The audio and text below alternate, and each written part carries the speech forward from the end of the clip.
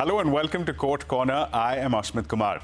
As someone who has been a part of judgments that paved the way for a Ram temple at the disputed site in Ayodhya, upheld privacy as a fundamental right and decriminalized unnatural sex, Justice DY Chandrachud's 8-year stint at the Supreme Court has undoubtedly been an impactful one.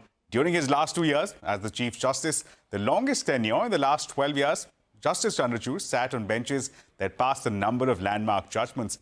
These include terming the electoral bond scheme as unconstitutional, refusal to give legal sanctity to same-sex marriages instead of leaving it to the Parliament's discretion. Over the next half an hour, we will be discussing the tenure of CJI, Justice Chandrachud, and decode what his legacy would be. But before that, we bring to you visuals of an emotional last working day for Chief Justice DY Chandrachud, who retires on the 10th of November. Justice Chandrachud got emotional and could be seen wiping tears as Justice Narasimha nailed his extraordinary ability as a lawyer. I had the great opportunity of appearing before him and also sitting with him. Yes, well, that's... I must say that at both instances I failed to come up to, as a lawyer, extraordinary ability, as a judge, extraordinary ability, as we were all appearing from the bar, and his patience, his participation in the proceedings, whoever appears, it was amazing. You asked me, what keeps me going. It's this court which has kept me going.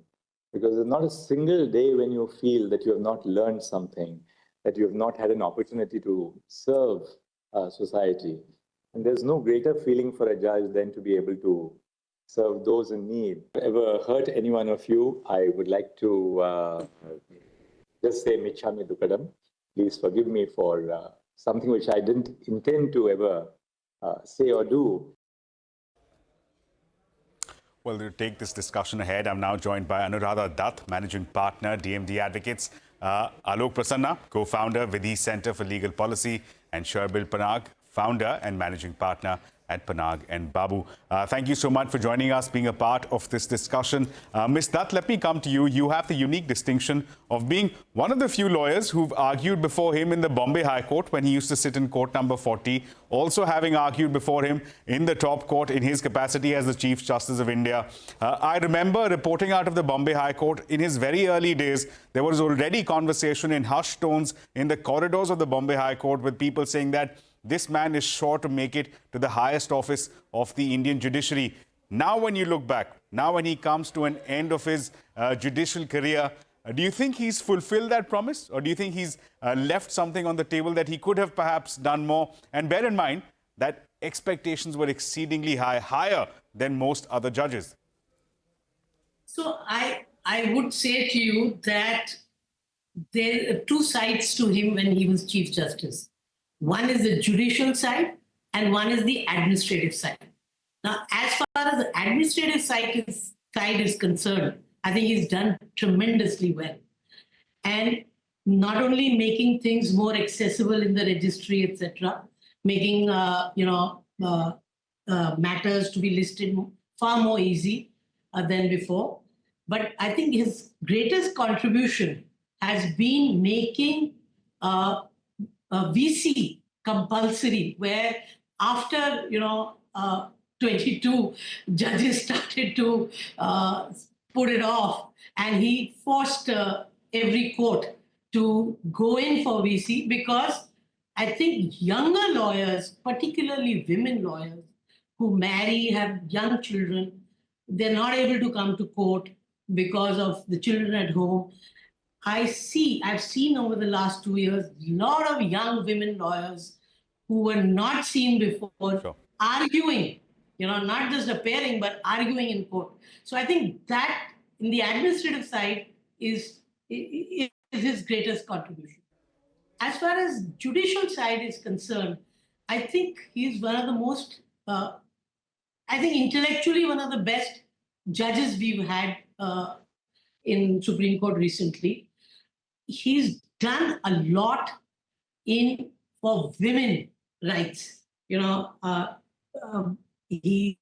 Hadiya right to marry, then lifting the ban on Sabri Malai, then making women, commission officers, uh, decriminalizing 377, adultery, electoral bond case. These are milestones. Right to privacy definitely are milestones. The problem that I see why he's suddenly coming under some attack is because his tendency to speak outside court is very high. Because he's an intellectual, he tends to give a lot of speeches outside court. And sometimes that doesn't match what he's doing in some judgments. I think that's the only problem. Like the Mandir case saying, I spoke to God now. You can't be as a judge saying, I speak to God and give judgment and not the law. So these are, controversies which he's creating, not necessary. But I do feel that he definitely has made a mark, both on judicial side, administrative side. Yes, every judge can do more, but there's only so much in 2 years that you can do, Sure. Fair point. An excellent administrator, judge. The debate is still out on that. We'll, of course, get the opinion of some of the other panelists as well. Mr. Prasanna, let me come to you. A few days ahead of his retirement, you've written an interesting piece where you've, again, sought to dissect the judicial side, his functioning on the judicial side. You've critiqued a few judgments that he's come out with. Just taking cue from what Ms. Dutt had pointed out, that he was seen outside the courtroom equally as often as he was seen inside, that there are some judgments which in very important critical matters went in favor of the government, but yet were very smartly crafted in a traditional Justice Chandrachud style. These were some of the thoughts that came out of your piece. Tell us more. How would you review his performance on the judicial side? Thanks, Ashmit. I agree with Ms. Anuradha that he's possibly one of the most intellectually well-equipped, and at least in terms of the judgments that he's written, judges that we have, which all the more makes it difficult to assess the legacy of judgments that he's leaving behind, which is why I put all his judgments, his major judgments, into three categories. One category, which I think Ms. Anuradha Dutt has already mentioned, and I won't repeat, are where the reasoning and the rhetoric and the outcome match. That here you have somebody who has a very carefully reasoned, very well thought out, philosophically well articulated judgment, which has an outcome which naturally flows from that. I think Ms. Dutt gave a great example in the privacy case. You could also add the women commissioned officers case, the Sabarimala case, and so on. But there's the second category of judgments, which I believe, where the rhetoric in the judgment itself, more than what he has said outside courts, does not actually lead to the kind of outcomes that you would expect that kind of rhetoric would have. Here I'm talking about cases like the abortion case. I'm talking about the marriage equality case, where there is a lot of, very sort of sound thinking, reasoning, and let's face it, very nice sounding liberal logic used. But the eventual outcome in those cases is nothing. Abortion is still criminalized in India, except in very limited circumstances. And that is why you have a lot of women who are running to the high courts to say, please allow us to abort in these circumstances, because the doctors are too terrified to carry out abortions. Sure. So you do have these second category of judgments where the reasoning seems sound, but the impact is almost nothing, because the relief eventually, which was nothing granted to the parties. There's a third, and this is the hugely controversial element of his legacy, where you have the rhetoric saying one thing, but the outcome of the judgment is diametrically the opposite. And in this category, I would put the Ayodhya judgment. I would put the Article 370 judgment. And I would put even the Loya judgment in this category, where on the one hand, you are saying, I believe in all these principles, but the eventual verdict is in diametrically the opposite direction. Just to take the Article 370 judgment, there are pages and pages and pages about federalism, how important it is, history of Jammu and Kashmir, and so on and so forth. When it comes to actually deciding, is it okay for the union government to put an end to the statehood of a state, the judgment stops dead. Right? There's no reasoning given. There is no final conclusion. Everything stops by saying, okay, the government has said at some point they might give Jammu and Kashmir a statehood back, so I guess it's okay. with the Ayodhya judgment, and I've written about this, well, there is a lot of careful reasoning. Right at the end, you see that the claims made by the Hindus are weighed very differently from the way in which the claims made by the Muslims commentary are. not in, Even though on the so face of essentially it, the criticism is, so the criticism appears to be that the commentary perhaps not consistent with the final outcome. Exactly. I'm afraid I have to also get in Exactly. Mr. Panag on this. Sure. Mr. Panag, your quick thoughts. The issue that appears to have been is that there was already a mindset as to what to expect of Justice Chandrachud, courtesy his public appearances. There were quite a lot of them. There was a public perception that was created. You think that perhaps led to exceedingly high expectations, which now, in comparison to the work that he's done, appears to give a sense of a disparity, appears to perhaps point at the direction of perhaps Justice Chandrachud left something on the table. He could have done more? I think in terms of our expectations from judges and the judiciary, we've always generally been temperate, and we ought not to be. They are fundamental custodians of our constitutional values, and we must hold them to high standards. I do believe there was both a period of limited political competition, on account of which there was a higher expectation of the Chief Justice of India at this point of time, especially when it came to matters of liberty, and given some of the track record of some of our law enforcement bodies impacting both common citizens, certain cases that were allegedly politically motivated, and also businesses for that matter. And there was a need for a serious rethink on liberty.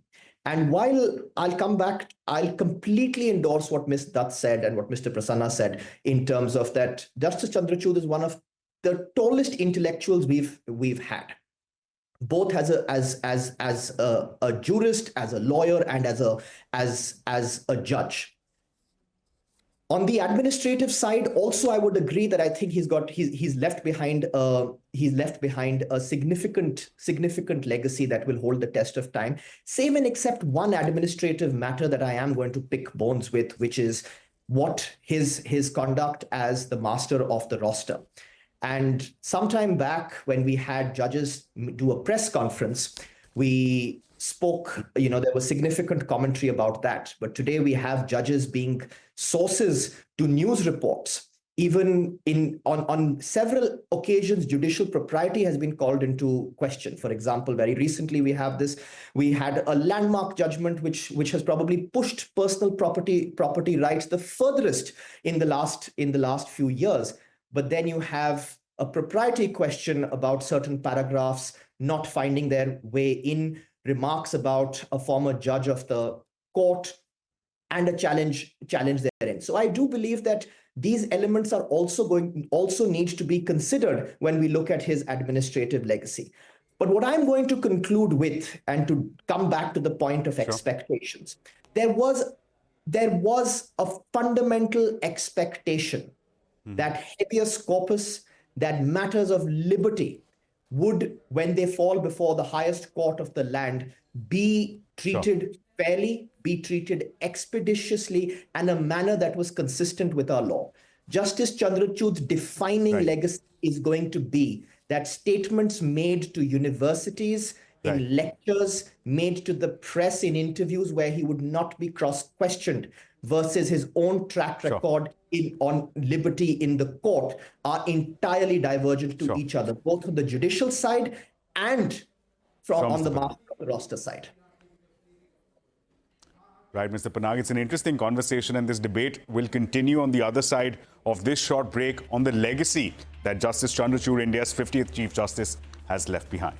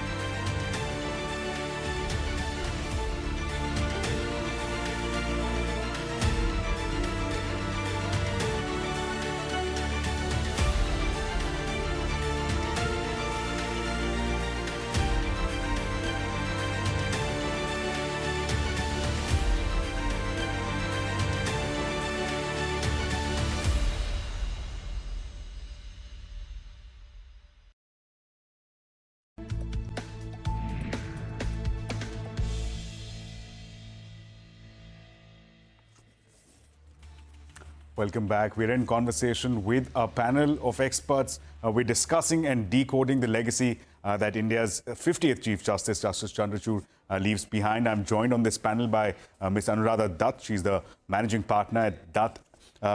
We also have with us Mr. Alok Prasanna. He's the co-founder of Vidhi Center for Legal Policy, as well as Mr. Sherbir Panag. He's the founder as well as a managing partner at Panag and Babu. Thank you so much for joining us. Ms. Dutt, let me come to you. One question that you had raised was, of course, some of his appearances outside of court. The one question I want to bring to you is an aspect that made headlines, is when the Prime Minister visited the residence of CJI on Ganesh Chaturthi. It raised very many questions on judicial independence. It raised questions even on his conduct on the judicial side with respect to decisions that were made in Ayodhya in Article 370. What is your reading of those series of events? Is that something that perhaps could have been avoided, should have been avoided, or is that above board? Is that par for course, as Justice Chandrachud said, that it's not uncommon for elected leaders to come visit the Chief Justice? Well, it's not uncommon now.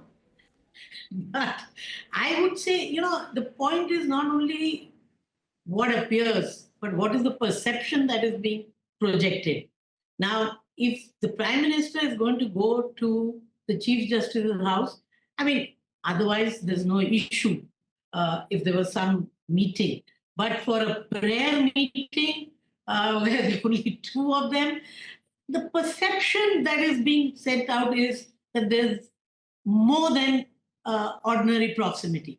And I think that is not good for the perception of justice.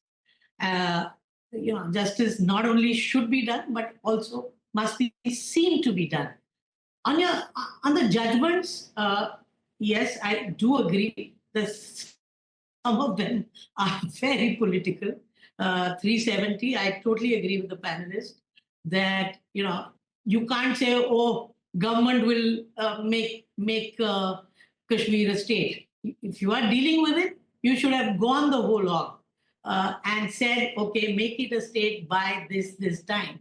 Now, he took the statement of the Solicitor General by September, October. We are not seeing anything. So, as I said to you, yes, the problem is that outside court, there were just too many statements being made, which raised the expectation very high. But when you deliver judgments, you are not that free as to whatever you feel like. You go as per what the law is, what the other judges bring together to the table. So I think that's where the mismatch and what he's done recently about Ayodhya, that really has left a bad taste in our mouth. Because to say that I write judgments to talking to God and not law is really contrary to the Constitution of India and the oath that he has taken, where he says he will abide by the Constitution of India, not by some God that he perceives. That, I think, is a breakdown, total breakdown. Mr. Prasanna, same question to you. Some of the commentary being made outside, is that something that perhaps will reflect on his legacy, or is this unfair criticism where he's not being judged on the work that he's done in the courts, but rather some statements that he's made as a private citizen outside? It will be both, Ashmit, because in a sense, you embody the office of the Chief Justice of India, and your office doesn't start and finish the moment you walk into court. Your conduct is scrutinized, and this is true for every judge. I'm just saying it's more so for the Chief Justice of India. Your conduct is scrutinized every second of every day, and it's a new reality. To be very honest, when I started practice back in 2009, we were in the last days of how the media used to treat judges and how the public also used to treat judges as these almost divine figures, and everything that was said in court and so on were these pearls of wisdom that the rest of us had to take. We are in a new reality in 2024. Every word a judge says, everything that they do is going to be scrutinized. And to me, the problem is not that the Prime Minister visited the Chief Justice. The problem is that there were cameras everywhere. This was publicized. And there was a message that was going out when it was being publicized. That is the story to me. To me, it seems to suggest that there was a message that was trying to be sent, which may have landed in the wrong way. But that is what has caused what has caused the problem. That you're talking about showing how close or proximate you are. It could be the Prime Minister showing it to the CJI, the CJI showing how close they're to the Prime Minister. That's a problem.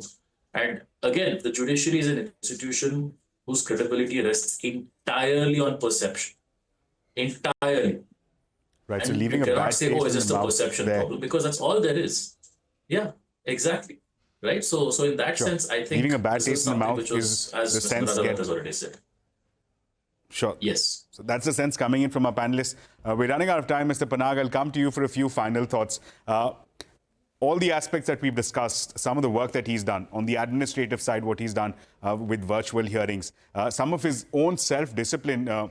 In a very recent conversation I had with him, he told us how he wakes up at 4:30, how he's a vegan, he does yoga. The only vice appears to be, at least on his personal side, that he has a samosa. I think that appears to be the only vice. Having done that, having clocked 612 judgments, over 1,200 benches, what lessons is he leaving behind for Justice Khanna, who's set to take over as the next 51st CJI come November 11th? Ashmit, the only lesson he's leaving behind is that constitutional courts must be judged by constitutional values. And everything else, from vices to the number of judgments that get written, are irrelevant if constitutional values are not upheld and judicial propriety is not upheld. On each of the examples we've gone through, I don't think there's any brownie points that could be granted if a constitutional court fails on first principles, and that first principle boils down to liberty and judicial propriety. To me, that is the highest yardstick. The challenge when senior judges and the Chief Justice of India has one version of liberty and constitutional values for public consumption outside the court, and that does not meet the muster of judgments, there is a breakdown, and then the rank and file reads into that breakdown, and that rank and file goes down to the absolute bottom of our justice dispensation, just the dispensation system. So I think the legacy to guide future judges is going to be to stay true to constitutional values and stay true to judicial propriety. The next time a political leader or a member of the executive wishes to call upon the Chief Justice, even in a so-called private event with cameras, then judicial propriety would demand the leader of opposition, the president, vice president, speaker of the House to be present. And if that muster cannot be met, then the lesson has not been imparted. Right. So an interesting, prolific journey of Justice Chandrachud coming to an equally interesting end, leaving a divided house in terms of what the legacy may actually look like. I'd like to thank all of our panelists for taking out their time, sharing their insight for the benefit of our viewers. Ms. Dutt, Mr. Prasanna, Mr. Panag, thank you so much for joining us and sharing your perspective for our viewers. So there you have it.